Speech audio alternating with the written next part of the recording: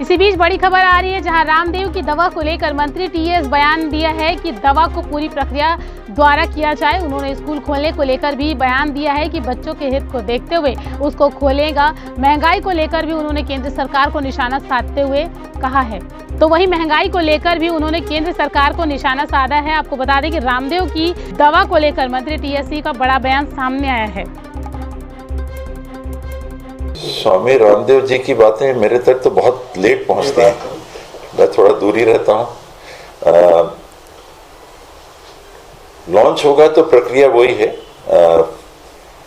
Phase 1, phase 2, phase 3 trial वो बनाना अगर चालू करते हैं। क्या पास हुआ है क्या नहीं मेरे को बिल्कुल जानकारी नहीं है उसकी।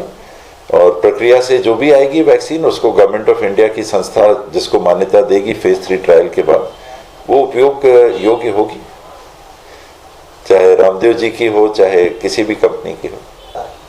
इसमें सतर्क रहने के अलावा कुछ नहीं कर सकता आदमी, सच्चाई यही है।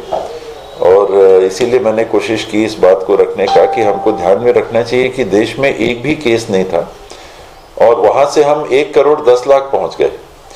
छत्तीसगढ़ में एक भी केस नहीं था और वहां हम 3 लाख 10 हजार पार कर रहे हैं। और जहां जीरो से हम 3 लाख पहुंच सकते हैं छत्तीसगढ़ में, तो आज तो 1500-2500 केस तो पॉजिटिव ही हैं। तो जीरो से अगर आगे जा सकते हैं तो 2500 से भी हम आगे जा सकते हैं। ये सोचना कि कमी होता जाएगा, कम होता जाएगा, खत्म हो जाएगा, ये बड़ी भूल होगी। ये कभी भी बढ़ सकता है। अन्य देशों में तो 3-3, 4-4 बार स्पाइक आया है। हम लोग सौभाग्यशाली हैं कि हमारे यहाँ स्पाइक अभी अब कहीं कहीं चर्चा हो रही है कि मुंबई इत्यादि कुछ शहरों में पहले स्पाइक आए और दबे।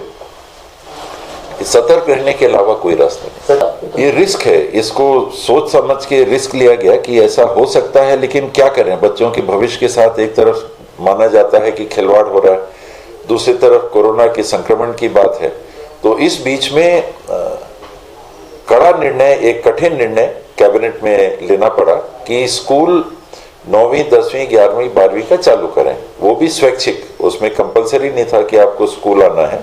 माता पिता सोच समझ के अपना अगर रिस्क नहीं महसूस करते हैं तो बच्चों को भेज सकते हैं। नहीं भेजने में भी सरकार के ऊपर ये दबाव था कि आप पढ़ाई नहीं हो रही, भेजने में भी ये दबाव है कि संक्रमण फैल सकता है।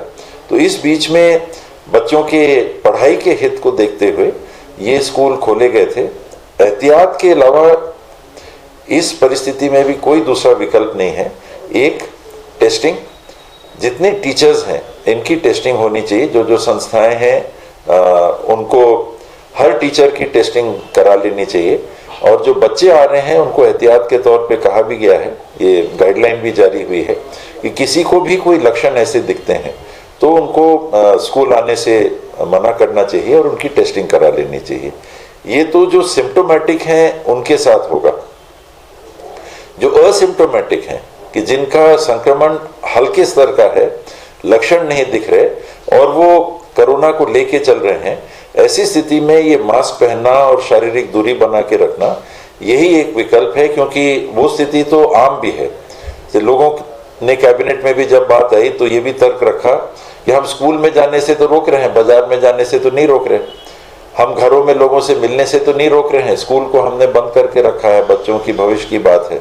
तो इन कठिन निर्णयों में से एक निर्णय ये भी है कि स्कूल चालू हुआ, लेकिन सतर्क अगर नहीं रहेंगे तो इसमें कोई दो बात नहीं है कि संक्रमण फैल। पिछले 6 साल में 20 लाख करोड़ से ज्यादा राशि केंद्र की सरकार ने डीजल और पेट्रोल पे अंतर्राष्ट्रीय दाम आधे होने के बावजूद, ये अप्रैल मई 2014 में अंतर्राष्ट्रीय भाव $108 प्रति बैरल थे।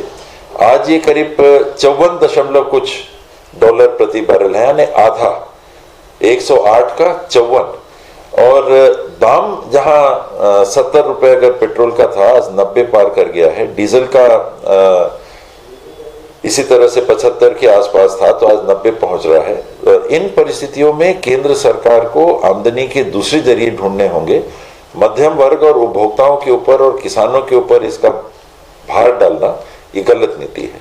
दाम कम होने चाहिए, क्योंकि राष्ट्र की, देश की नीति भी यही बनी थी कि अंतर्राष्ट्रीय भाव के साथ डीजल और पेट्रोल के भाव लिंक कर दिए गए थे। जब वो गिरेंगे तो डीजल पेट्रोल भाव गिरेगा, जब वो बढ़ेंगे तो डीजल पेट्रोल का भाव बढ़ेगा।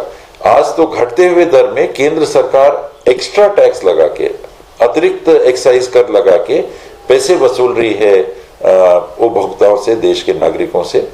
अन्य माध्यम उसको आमदनी के लिए ढूंढना चाहिए। इसमें धीमा ही रहता है और कारण ये है कि मजदूरों की पेमेंट तो लगभग ऑनलाइन आ जाती है उनके खातों में, और मटेरियल का जो कंपोनेंट है वो 60-40 में होता है।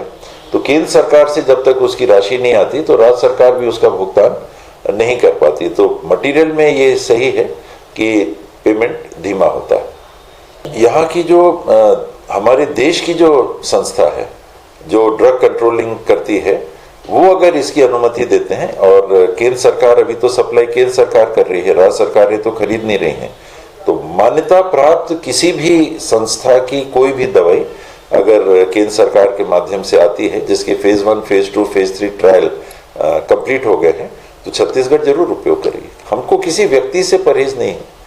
क्रिया प्रक्रिया और जो प्रोसीजर होना चाहिए वो कंप्लीट होना चाहिए।